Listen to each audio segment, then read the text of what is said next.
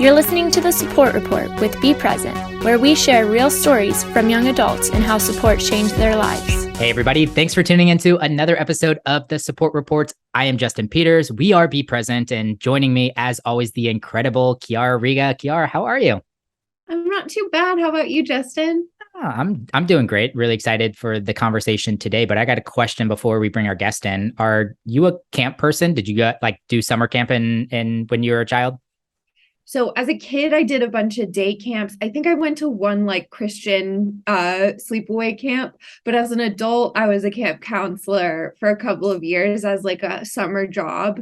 Really? During college, and nothing compares to the camp experience. I love it. So what was your favorite part of being a camp counselor? Were you the activities organizer? Were you getting into shenanigans with the kids? I was on the ropes course most of the time. One year I did the oldest kids, and that was pretty fun. But I lost some kids. They came back, but I wasn't great at that. The ropes course, I loved doing the ropes course. I also love how camp is really for the counselors. So yeah.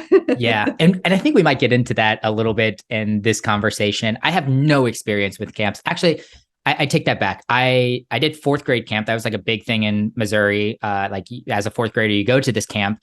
And then I remember that being the highlight of my elementary school. So I always told myself whenever I got the opportunity, I wanted to be like my counselor and I wanted to go be a camp counselor. So I did a 3-day fourth grade camp counselor thing as well. And I did all of the things I remembered from fourth grade as well. We started a pillow fight in our, conglomerate of houses or cabins that were there too. And I remember one of the camp counselors put a bunch of heavy things in his pillowcase and would hit all the other fourth graders with it. And that's how they won. So of course I took that strategy as well and told all the kids hey, nothing really, really solid, but maybe pack a few things in there, a couple extra shirts and stuff so you can get a good swing at people. I love that. I love that.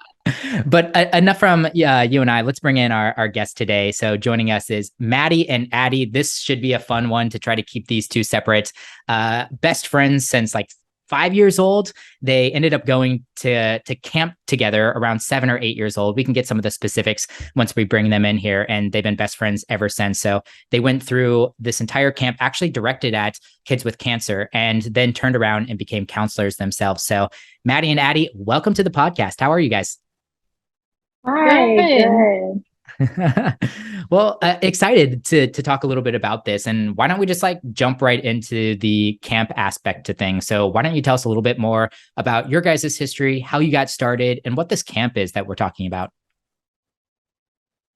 You want to talk about it? Okay, sorry. Hi. So Maddie and we met in the hospital. I was diagnosed first with acute lymphoblastic leukemia. And then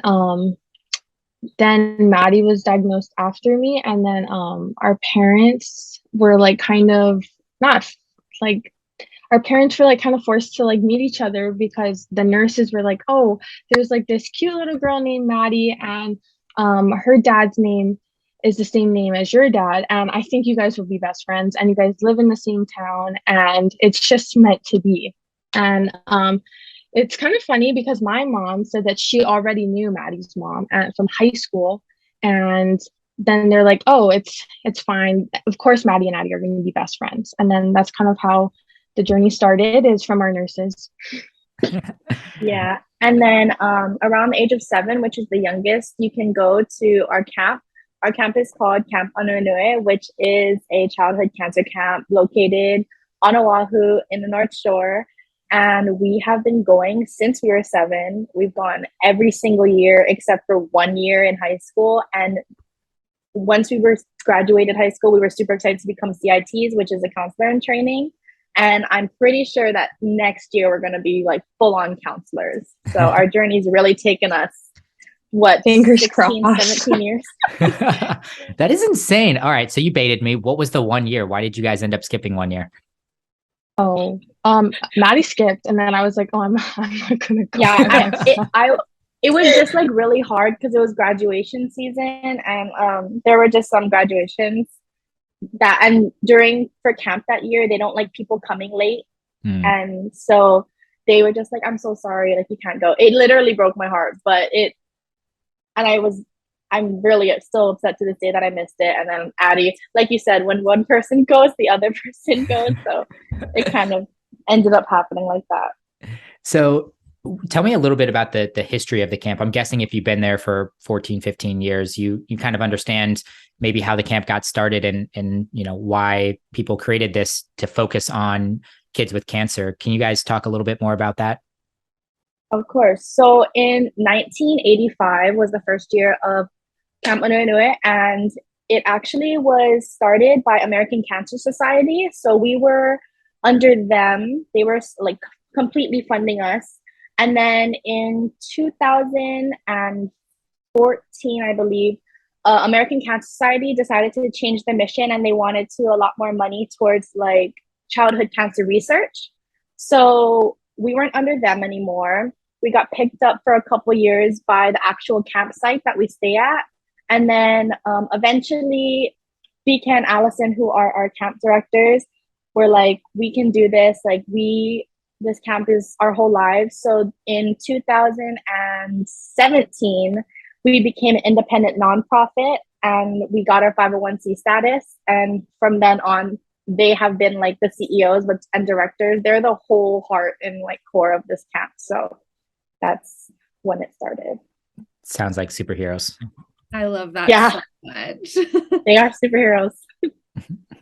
Do you guys remember being diagnosed with cancer? I mean, that was such a young age, but I'm guessing that was somewhat impactful. So there had to be some memories from that period of your life. I can go first. So I actually, this is like probably one of like the only things I kind of remember about like my cancer treatment and cancer experience, I would say. Like I mentioned, I was diagnosed when I was 4, and it was like one night I couldn't sleep that well, so my mom gave me like Tylenol, and then she's like, just go back to sleep, you're fine. And then the next morning I woke up and I couldn't walk. And I'm like my mom had to like throw me in a stroller, and I'm like this giant 4-year-old in like a little teeny tiny stroller, and she's to like wheel me to like urgent care. And then the doctor's like, ma'am, we don't know what's wrong, you should take her to the hospital. So then they take me to the hospital. They're running all of these tests. They do tests for 9 days, and then that's when they finally figure out like, oh, you have leukemia. And it wasn't it was only because there was like this lady that there's like this thing called healing touch, and this lady, she like runs her hands over you and they can like feel energy. And so she did that, and then she went over like my left side of my hip, and she told my mom like, oh, there's like bad energy over here, like you should really tell the doctor to like check over here when they do I think it was like the bone marrow aspiration thing where they like, yeah. Anyway, so then they my mom's like, you guys need to do it on this side right now, like whatever. And then that's how they found it. Like all the other tests were like, oh, your daughter looks fine, yada yada yada. But then because of that healing touch lady, she was like the reason that we were able to find it. So yeah. What about you, Maddie? I'm crazy. So I was diagnosed when I was 6 years old, and it's as if we don't have enough in common. I had the same type of cancer, acute lymphoblastic leukemia, which is cancer of the blood. So unfortunately, that is like the longest chemo treatment, because since it's in your blood and you can't just target a certain area of your body, it is 2.5 years for girls and 3 years for guys. And so I actually remember a lot more of it, especially because I've had to talk about it a lot. Like I've always been the person people would do like their senior projects and stuff. So that's how I do remember all of these things.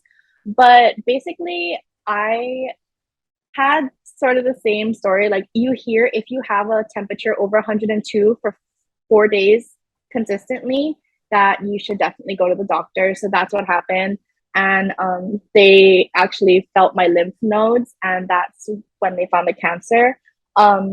Throughout treatment, I have a very supportive family. So like they were with me literally every step of the way. And I think that when you're a child and you're that young, it's almost easier to go through because while you don't really know what's going on, you have this type of optimism that gets you through it. And we talk about that a lot at camp, about how these children don't know what's going on, and family support and friend support helps you through like all of it. So yeah, I don't think back on it and think like that was the worst time of my life, because I was supported by so many great people, and I've had so many amazing experiences after. So yeah. That's such an incredible way to look at it. I mean, yeah, I have metastatic breast cancer, so I relate to you guys on that, the cancer level, and to think of it as like not the worst period of your life is very special. In terms of camp, I was listening to you guys talk about your guys' camp experience a little bit, and it was kind of interesting because, of course, everybody is there with almost a bit of commonality to an extent. And you were talking about how it allowed you to heal and forget about the problems and find a sense of community and escape reality. But then at the same time, it was somewhat convenient too, because you could have treatment right there. And you weren't the odd person going to get treatment during the middle of the day, because that's what all of the, a lot of the experience that a lot of the other campers also had.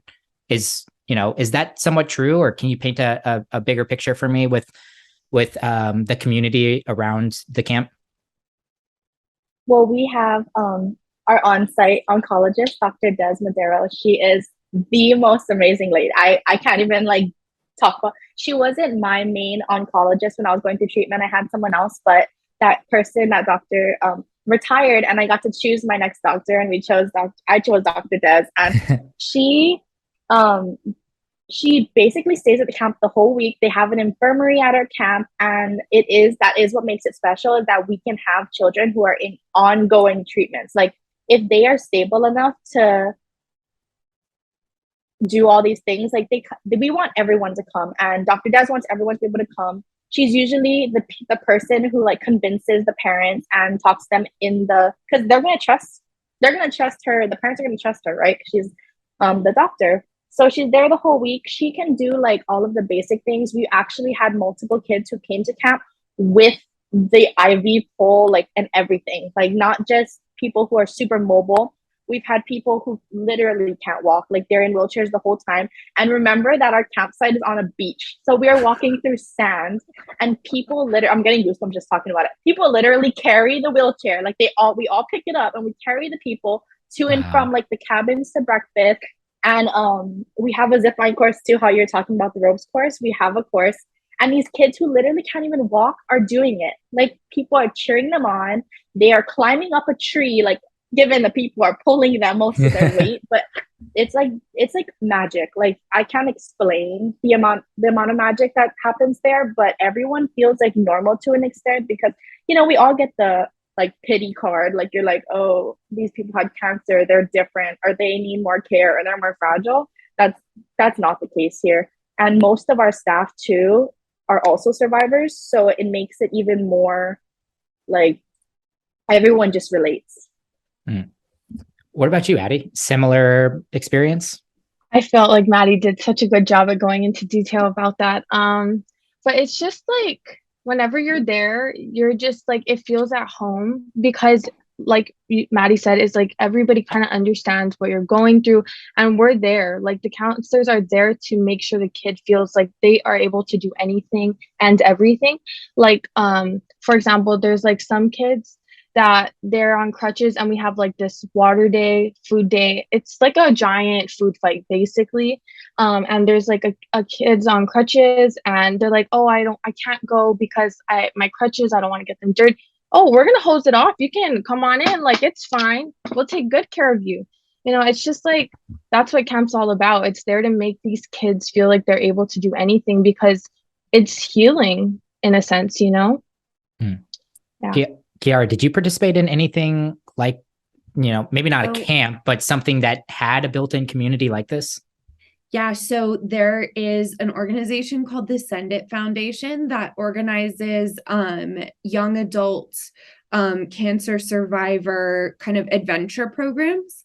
And I haven't done an overnight with them yet, but I got to learn to surf with Send It.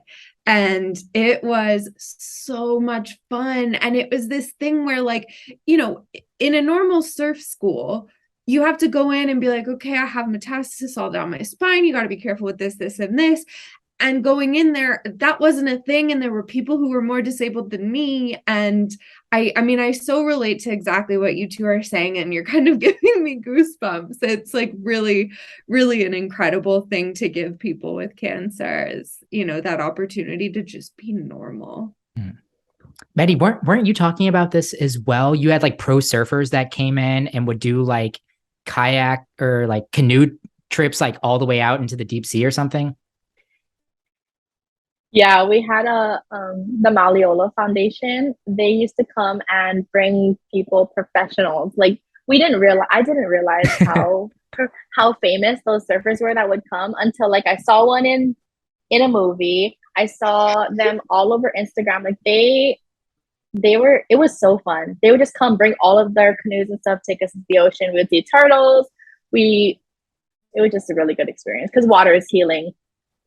Definitely. So Addie, I want to ask you a question too about your camp experience. I heard this crazy tradition that you guys force like maybe counselors in training or like new counselors to drink something. And there seems like there was like no limit to like what can be put in the drink itself.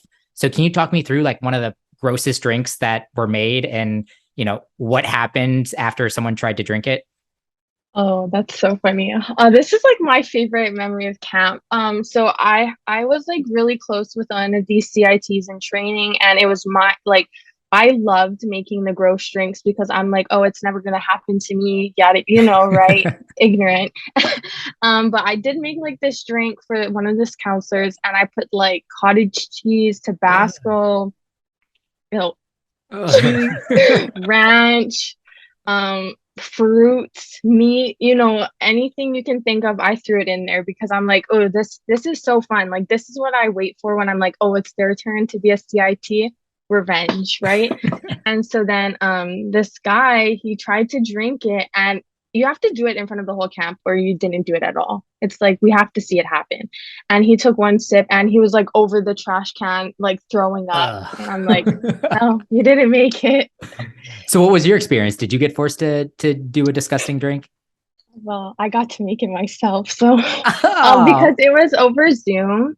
And so that's because it was like our COVID year. And so we had to like put their camera in front of the fridge, and then the campers are looking inside of our fridge. Okay, what do you want me to put inside my drink? And then they're like, oh, this and that. I felt like I had like pickle juice. I love pickle juice. So yeah. I mean, that was a reward for me.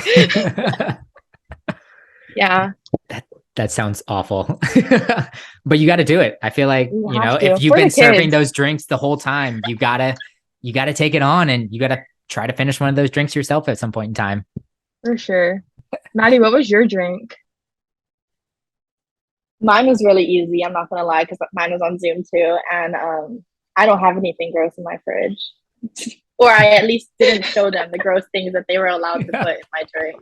So I'm pretty sure it was just like orange juice and like maybe some ranch and some, but you know. I'm not picky. Orange juice and ranch. That's not good. That's a terrible combo. Yeah. But when you compare it to like the food because we have a set breakfast, lunch, dinner at camp, so you're getting like leftover breakfast, lunch, like so you have gravy mixed with like pancakes and like eggs, and you know, like it's kind of weird. Do you blend it or just shove it all in there? No, it's chunks. They're eating the chunks. And what is it just one drink? Yeah, that's what I want to know too. To finish the drink. People have literally like walked out and then they have to come back because everyone's chanting your name. What are you going to say no to all these children with cancer? No. So they literally walk out, take a breather, come back in and finish it. That is wild. Absolutely wild. All right. So I'd love to switch gears here a little bit. We've talked a lot about camp and your guys' friendship, but I think it's just so special that, you have had each other your whole lives, your whole cancer experience, all of that. What does a cancer friend like? I think there's such an interesting thing to me about cancer friends versus your before cancer or even after cancer friends who have never experienced it. So I'd love to hear kind of what role that plays, how you guys were able to support each other, and yeah. Yeah, for sure.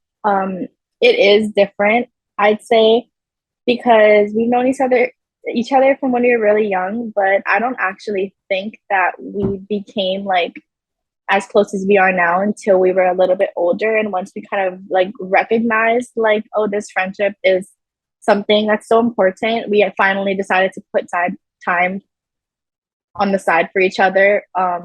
Instead of just seeing each other like at the camp, Girl Scouts, whatever we were in together. And I always tell people, I'm like, she's like not my best friend. I don't even consider her like my friend. She's just literally just a sister. She just is always there for me. We literally got matching tattoos of our remission dates together right after we got into high school. And wow. She's just that person that you can like, you're always gonna be stuck with in the best way, but you're always gonna have them. You never have to worry about like, oh, this person might not be here when I get married, or she might not, like, she's just gonna be at every single event of my life. So it's comforting knowing that. And also it is different because when you've had cancer, you kind of want to think like, oh, nothing else in life is hard compared to this. Like, how are we going to complain about these small problems in our lives when we went through this? But with us, it's like we can talk about everything. We can talk about like whether one of us goes through a breakup or one of us is having a really hard time in school, or like any mental, emotional, physical issues that we have. Like, we just know that we'll answer all the time. So like she's like my go-to person to when I need something. That's amazing. Addie, what do you think? How has, that friendship with Maddie been important to you? Wow, that was so nice, Maddie. That was so cute. That was. Wow, Maddie did such a good job at explaining it. But yeah, we weren't really I feel like we've become really close at the ending of high school. And I think it's because we've kind of realized like, wow, life is kind of crazy, and I just need somebody that actually kind of really understands literally everything I've been through. And that's why it's like easy to tell Maddie anything, because I'm like, oh, she gets it. It's just like I'm talking to myself. Yeah, Maddie is like one of my best friends, but not really. I just like my sister. And it's just like she can understand me on more levels than I can understand myself. Like, she really gets me, and it's almost scary. But that's what the kind of people you need in your life. People that will hold you accountable, people that will hype you up, people that are just always going to be in your corner no matter where you are. And that's what Maddie has been able to do for me. And it's just a different dynamic we have, not only because we had cancer, but just because we've known each other for so long as well. That's incredible. I love that. Your guys' story is so amazing. You were giving me chills with your matching tattoos. I kind of forgot we got that. Well, yeah. Tell me a little bit about that day. And was there a lot of emotion? Did you get them together at the same time? Yeah, at the same place, exactly the same time. Like, we didn't even wait for different, like, we had different artists. So me and her went before we turned 18. So I brought my mom, she brought her dad. Oh yes, May 4th. I didn't remember that. But we brought one of our parents because we needed them to sign the slip. And my parents aren't the type to be like, oh yeah, just go get a tattoo. Like, we don't care. But since it's something that I've always wanted, and I feel like my remission date is such like a big achievement and I'll never not be proud of it. She was like, of course, like, I think that's a great idea. And then one day I told Addie, like, oh yeah, my first tattoo is going to be my remission date because it's important to me. And she's like, that's a great idea. I should do the same. So then I was like, oh my gosh, we could get it together. And one day we just finally planned it. It was like I did water sports my whole high school, so it was like right after my season ended, like literally the day my season ended. I was like, let's go get these tattoos because you can't go in the water. And we got them. A lot of people think that like we're so close. People like sometimes think we're together, and so they think that it's like the same date, and that it's like our anniversary or something. Which we let people think it, but we actually have like the same day. So like it's different months and years, but the day is the same. So I can see how people get it mixed up. Wow. Fantastic. That's so cool. Well, as we're concluding this conversation, I want to play a game with you guys. Hopefully you'll play along with this. We'll call it the friendship quiz game. And I got some inspiration from a YouTube video that I found from you guys. So to lay the rules here, because clearly I'm not sure if you guys were on the same path, but not on the same path whenever these rules got laid. So I'm going to ask a question and I'm going to say, what is Maddie's favorite whatever? And then we're going to count down from 3, 2, 1, and you guys are both going to answer. Okay. Okay. And we're going to see if you guys match here. You guys ready to play? No. Yeah. Well, let's start with an easy one because it sounded like you guys got this one right on the video. So just for the sake of the game and for the audience, we'll set this as our test one here. So first question is got to be, what is Addie's favorite color? Okay. So I'm going to count down from 3 here. All right. 3, 2, 1. Blue. Nice. Okay, cool. 1 point for each of you guys. Let's see if we can get 3 points here. I got 3 more questions. So maybe we should make it 2 points. I don't know yet. Next question is going to be about, let's see, what did I write down here? Celebrity crush. You think this is going to be a hard one for you guys? I think she knows mine. All right, let's play. Let's do it. All right. Maddie's celebrity crush here. You ready? Wait, I'm not ready. Hold on. I'm so sorry. I'm thinking. I have a lot. I just don't know which one. I know she has so many. Let's throw it and see what happens. And if this is gonna be wrong. Okay, I'm ready. All right, ready? Maddie's celebrity crush. 3, 2, 1. Tom Holland. Tom Holland. I think I saw. I've never said that ever. I think. Like I was thinking Vampire Diaries. That guy, right? Yeah, Ian Somerhalder. Man, this has got to make for great podcast quality here. I was gonna say we're about to break up a 21-year friendship here. All right, how about favorite food? Do you want Maddie or Addie? Who feels more confident that they know the other person's favorite food? I know mine. Maddie, do you know mine? I know mine. We can see yours. Okay. All right, let's do Addie's favorite food. All right, you got something in mind, Maddie? Yeah. All right, favorite food. 3, 2, 1. Poke nachos.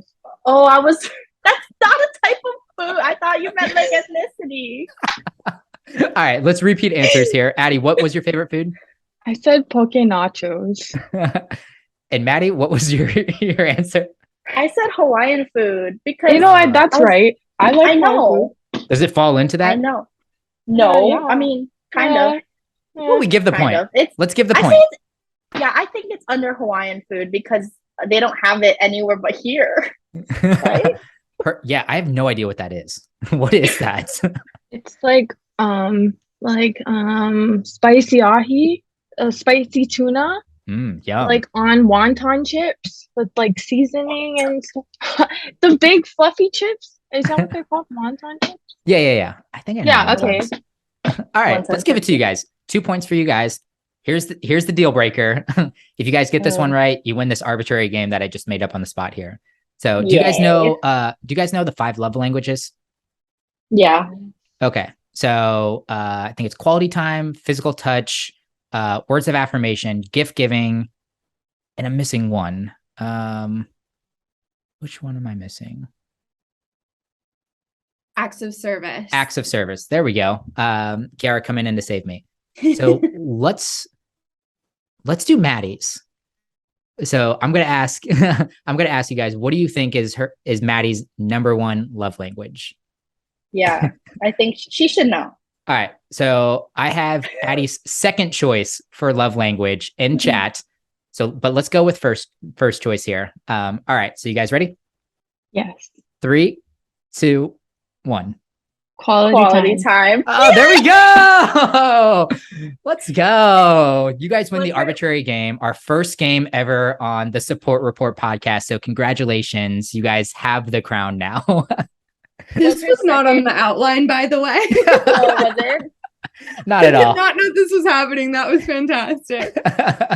So let's wrap things up here to get back on a serious note. I would love it if you guys shared with the listeners a place for you guys to connect, maybe talk a little bit about camp.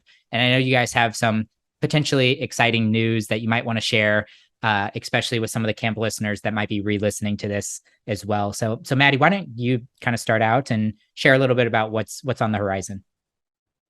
Yeah, so I know that a lot of people are going through it right now, and whether you are in treatment now or you are a survivor like we are, if anyone ever wants to reach out or if you want to share your story to us, because we love to hear about these kind of things, you can always email me. My email is mstkomats, so KOMATS @gmail.com.